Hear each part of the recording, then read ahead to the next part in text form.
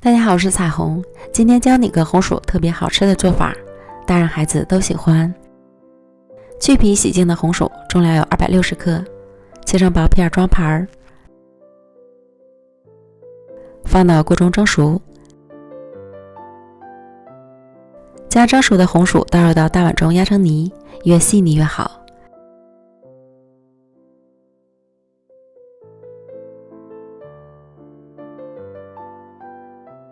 这个红薯不太甜，我又加了30克白糖。如果你的红薯够甜，糖可以省略。再加入200克糯米粉，混合均匀。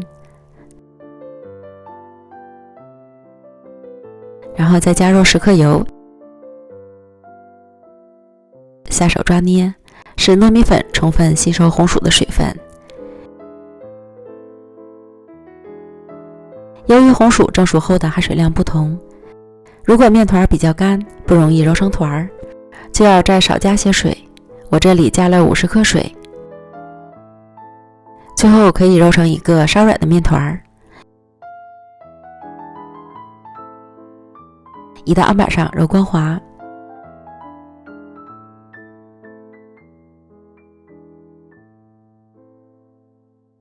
平均分成2份，一份搓成长条，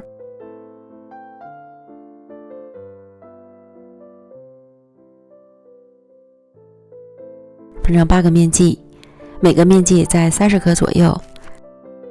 取一个面剂揉成光滑的小面团，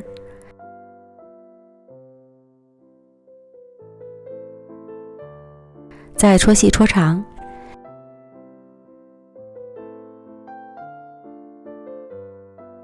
依次把剩下的全部都做完，然后再裹上一层鸡蛋液，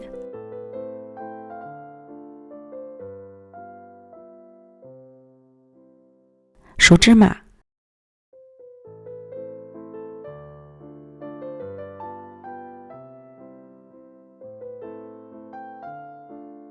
裹好之后再挨个搓一搓，使芝麻粘得更牢固一些。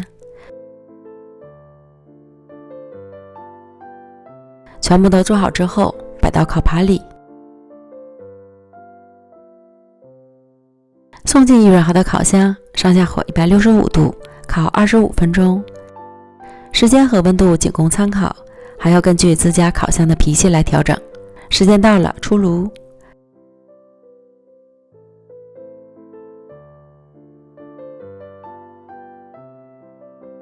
出炉之后稍微晾一会儿，等葡萄熟了就可以开吃了。红薯芝麻糯米条，外酥里糯，柔软香甜，吃起来真是越嚼越香，大人孩子都喜欢。简单零难度的小吃，赶快做起来吧！美食天天更新，咱们明天见，拜拜。